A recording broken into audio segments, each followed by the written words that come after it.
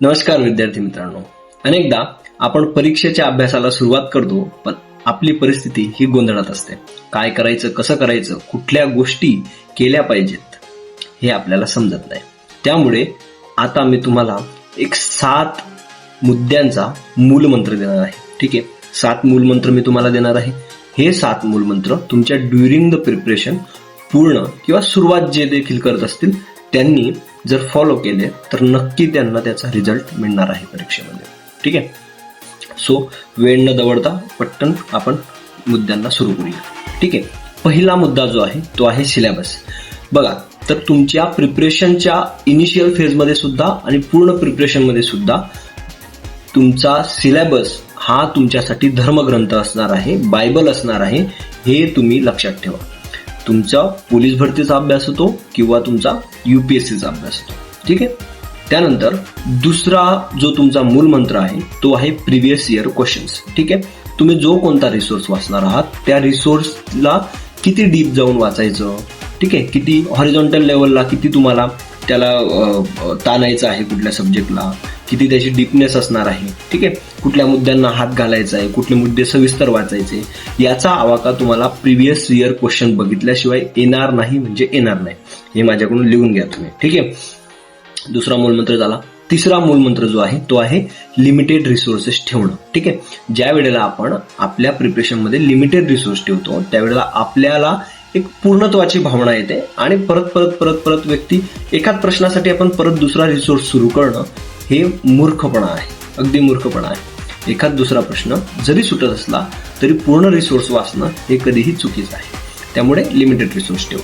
ठीक आहे, फोर्थ जो तुमचा मुद्दा आहे इथे आणि चौथा जो तुमचा मूलमंत्र आहे तो आहे की आपण गोष्टी पूर्वनिर्धारित केल्या पाहिजेत. ठीक आहे, ज्या वेळेला नवीन नवीन आपण प्रिपरेशन सुरू करतो कुठल्याही परीक्षेची असो त्यावेळेला आपल्याला काय करायचंय, कुठल्याही मुद्द्यांना अभ्यास सुरू करायचा आहे ते आदल्या दिवशी आपण ठरवलं पाहिजे किंवा वीकली बेसिसवर ठरवलं पाहिजे, ज्याने की आपल्याला मोर क्लॅरिटी येते आणि आपण अभ्यासाला एक निश्चित दिशा देऊ शकतो. ठीक आहे, त्यामुळे काय तर सर्व गोष्टी पूर्वनिर्धारित करत चला, ज्याने की तुम्हाला काय तर क्लॅरिटी येणार आहे. ठीक आहे, गोंधळ होणार नाही. त्यानंतर आहे पाचवा जो तुमचा मूलमंत्र आहे तो आहे सातत्य. ठीक आहे, अभ्यासात सातत्य असलं पाहिजे. बहुतेकदा तुम्ही ऐकलं असणार, रोज 8 तास अभ्यास करणारा मुलगा हा एका दिवशी 12 तास 15 तास, दुसऱ्या दिवशी 8 तास केला नाही 7 तास आणि परत बंद केला, त्या मुलापेक्षा कधीही बेटर आहे. त्यामुळे रोज सातत्यानं थोडा का होईना एक सातत्य असतं, निरंतरता. बघा, शिस्त म्हणजे पूर्णत्व नव्हे तर शिस्त म्हणजे निरंतरता असते. रोज मिनिमम गोष्टी ठरवा आणि ज्या दिवशी तुम्ही काहीही करत नसाल त्या दिवशी सुद्धा काही मिनिमम टार्गेट ठेवा जे आपल्याला हिट करायचे. ठीक आहे, सो सातत्य इम्पॉर्टंट आहे. नंतर 6वा जो मूलमंत्र आहे तो आहे रिव्हिजन. ठीक आहे, सो आपल्याला गोष्टी वाचल्या समजल्या त्यानंतर त्यांना आपल्याला परीक्षेत रिफ्लेक्ट करायचे. अल्टिमेटली आपल्याला काय करायचंय, कुणाला विद्वान नाही व्हायचंय पण आपल्याला काय करायचंय, परीक्षा पास व्हायची. तर या परीक्षा पास होण्यासाठी आपल्याला ती गोष्ट परत परत परत परत रिवाईज करावी लागते.